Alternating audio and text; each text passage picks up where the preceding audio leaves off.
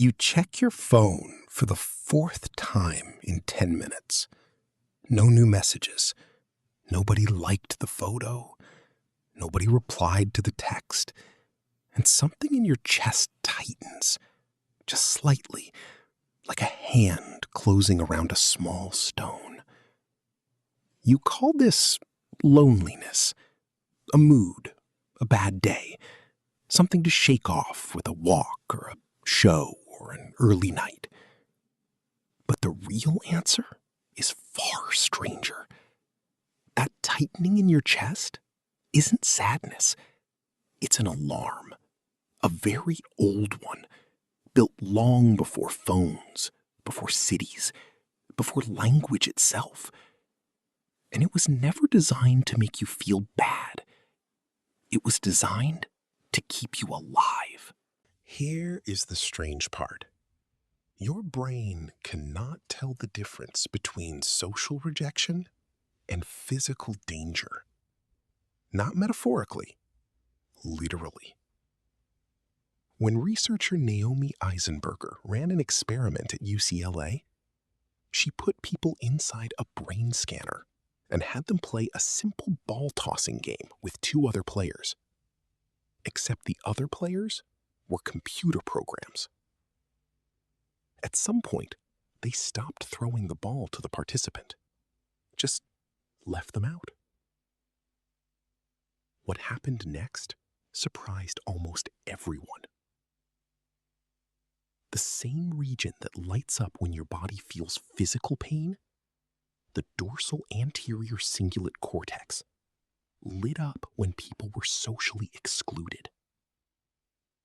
Being ignored activated the same circuitry as being hurt. Your brain does not file loneliness under emotional inconvenience. It files it under threat. Why would evolution build something so extreme? Because for most of human history, being alone did not mean a quiet evening in. It meant death. Your ancestors did not survive as individuals. They survived as groups. A lone human on the savannah 200,000 years ago had no claws, no fangs, no fur thick enough for the cold, no speed to outrun a predator. What they had was numbers.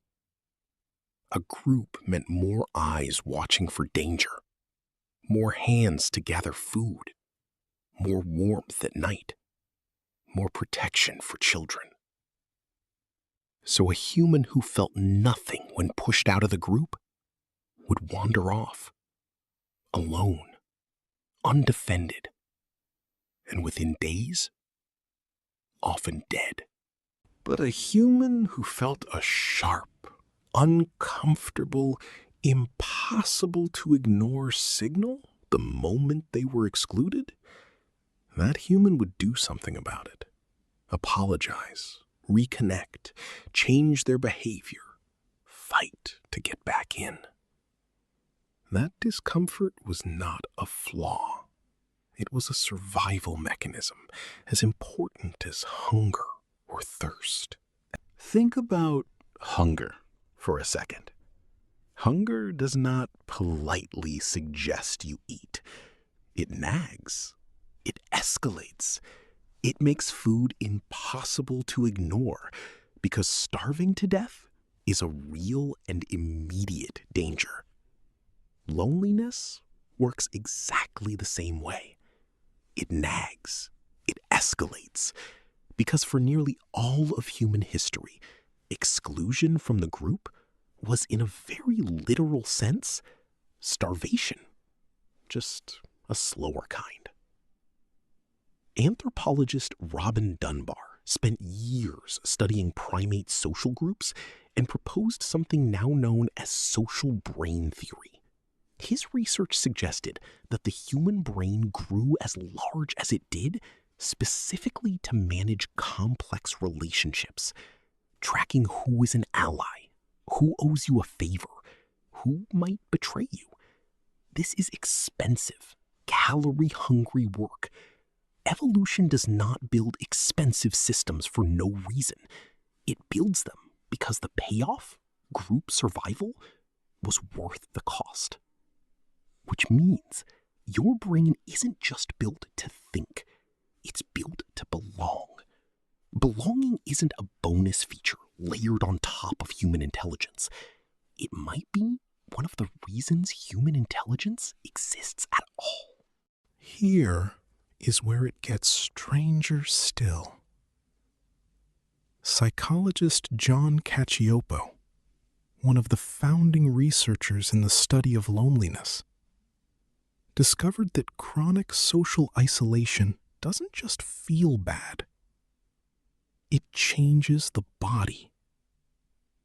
Elevated inflammation, disrupted sleep, weakened immune response, increased risk of early death, comparable in some studies to the health impact of smoking.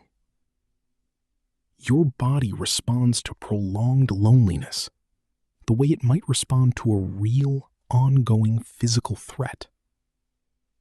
Because as far as your ancient machinery is concerned, it is one. Your body doesn't know the difference between an ancestor cast out of a tribe in the Ice Age and a modern person sitting in a quiet apartment, scrolling past everyone else's plans without them.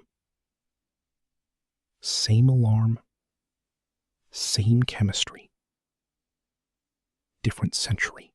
So what does this mean for you, right now, in a world that looks nothing like the savannah? It means that ache you feel isn't weakness. It isn't oversensitivity. It isn't something broken in you that other people don't have.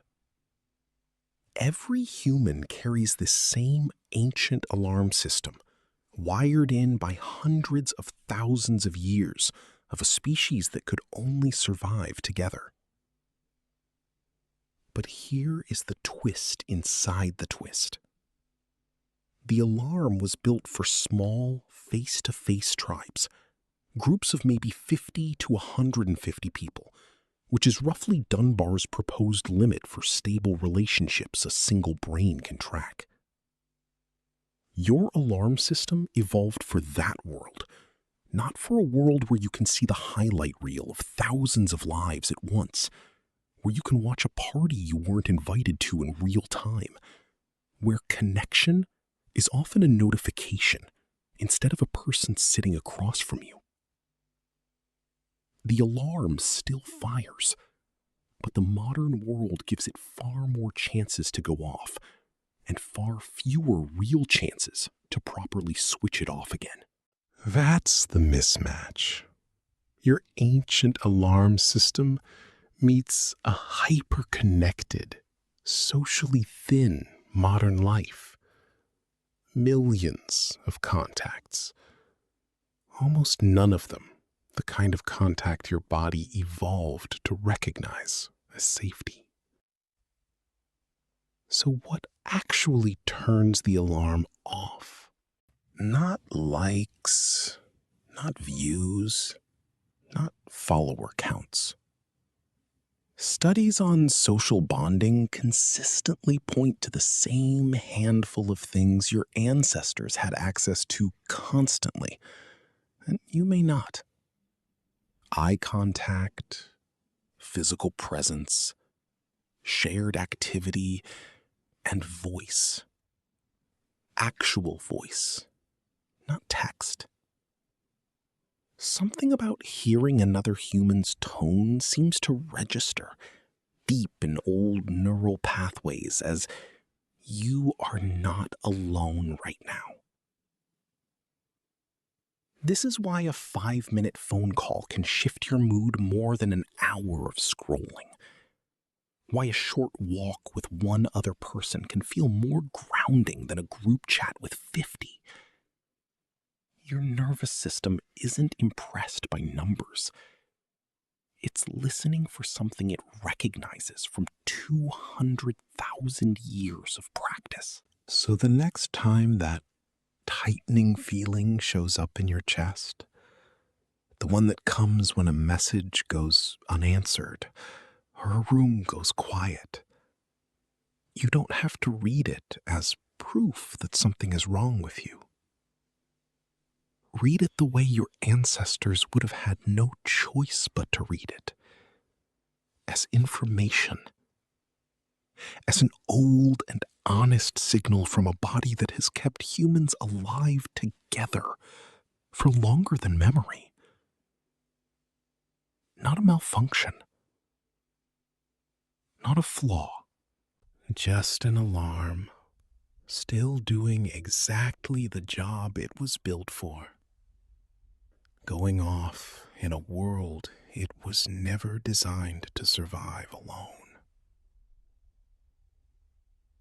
That tightening in your chest isn't sadness. It's the oldest, most reliable proof that you were built for other people.